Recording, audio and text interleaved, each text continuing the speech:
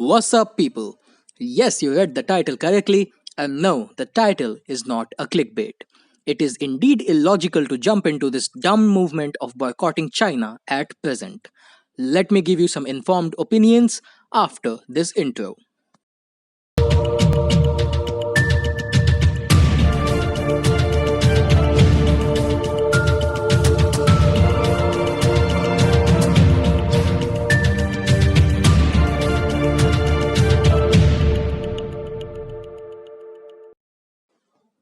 So, for a long time, there have been numerous clashes between the Indian soldiers and the Chinese army that has harmed the relations between the two countries. And almost always, these clashes have been initiated by the Chinese.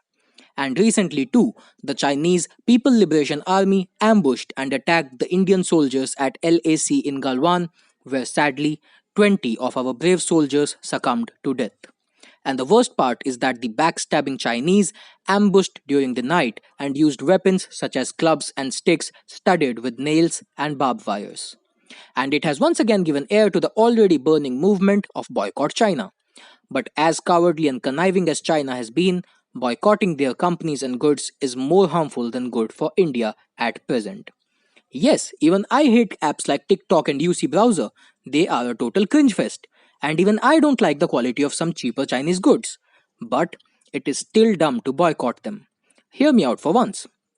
First of all, right now you are surrounded by Chinese products, and there's a maximum probability that the device you are watching this video in is made in China. Even if the brand of the device isn't Chinese, then too, there's a big chance that its manufacturing has been done in China. Most of the appliances in your house are made in China. Well, let's leave this small household boundary. Let me tell you what exactly are the trade relations between India and China at the moment, and then perhaps you will see why boycotting China is illogical at present. First of all, India and China, being the members of the World Trade Organization, they must maintain certain trade agreements. Also, China is a favored member of the organization, so India cannot levy excess tariffs on just Chinese goods to decrease their sales, and can also not impose excess tax on China for its imports from India. Yes, you heard it right. It is not just India that imports goods from China, but China too imports substantial amount of goods from India. And also don't listen to Union Minister Ramdas Athavale who says to stop eating Chinese food just to hurt China. I mean, really? You, sir, are just dumb. And also, the Indian channels showing debates and asking others to boycott China while being sponsored by brands like Vivo and Xiaomi.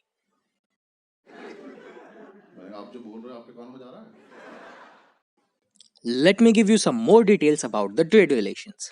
China is currently India's second biggest trade partner just after the USA by a small amount.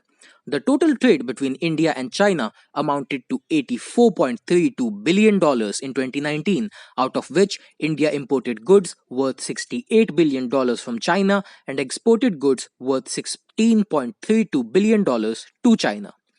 Currently, China is the third biggest importer of Indian goods and the biggest exporter to India. India doesn't just import final goods from China, but also a substantial value of intermediate goods, which India then uses in production process to manufacture its own final goods. In the case of many intermediate products, there is a serious capacity constraint or price issue in the rest of the world. Thus, before identifying and developing alternative sources of supply in other countries, including India, if we try to slow down imports from China, we would be seriously affecting our own competitiveness and growth as well as some of our own exports. It would, therefore, be imprudent to try to stop or slow down imports of products from China, especially those which are more expensive or for which there are inadequate supplies in the rest of the world. Also, India imports a large amount of capital goods from China, including heavy machinery, which are to aid India in the manufacturing process. India also imports parts for nuclear reactors, which are essential for power production. India also imports commercial appliances, organic chemicals, fertilizers, steel and iron articles, among many more goods. The thing is, India can't just stop imports from China and continue the exports because China won't let us. If imports are to be stopped, then so will the exports. Leaving aside exports for a moment, even if we stop imports and boycott their goods, we do not have the infrastructure to build those goods ourselves, and neither are there other countries who can supply those goods to us at low costs and in similar quantities. Now, for exports, if we stop them, then India will lose a large amount of revenue and it will trickle down to affect the GDP. Although there is a trade deficit with China, we still can't boycott them as it will stagger our own growth. If we stop the imports from China, we will quickly face shortage of organic chemicals like paints and fertilizers. Even the paper on which we write is imported in some amounts from China. So although boycotting them will mean less paper and lesser exams, which is a good thing, we can't stop these imports because our colleges will still find a way to have exams, albeit through online mode. So no use of boycotting even these imports. Coming to fuel sources like coal and metals like copper, which India produces itself also, but it still has to import some amounts from China and other countries. And although it can give contracts for such materials to countries like Germany or Japan, there will be substantial cost rise, which will then make products expensive, and then you people only will start shouting to boycott Germany or Japan for higher costs.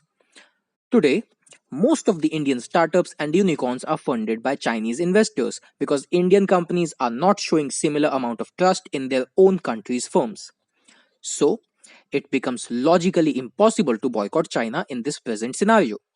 I'm not saying we must keep funding China and fuel their terrorism and ill will tactics, but to do that, we must first ourselves become energy independent and build the infrastructure required to even come close to the Chinese in terms of the manufacturing power. India has to gradually shift its import partners to other countries like Japan and some European countries, and then when we can have a certainty that we will not face shortage of goods that we are currently importing from China, then only can we successfully boycott them completely without harming our own selves in return. India also needs to secure greater amounts of venture capital from both Indian giants and from other countries except China to successfully stop funding from China in Indian firms, which then will stop China from gaining profits through them. So, in short, before making India as energy independent as China and as capable in manufacturing sector as China, it is more harmful than good to boycott them. India does have more skilled and developed service sector, and China can't beat India in that sector. But those services are not something to export on a large scale, and most of the economy is dependent on physical goods.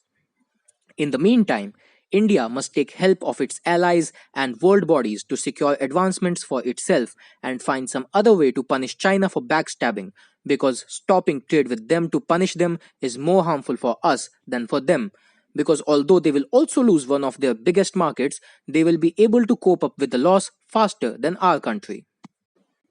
So, those were just some of my informed opinions as to why we must boycott China, but just not at the present moment. Become independent and capable to forego the benefits of the Chinese imports and then make them pay dearly for their misdeeds. I hope you enjoyed the video and learned something. Like, share, and comment on this video, and subscribe to the channel. Thanks for watching.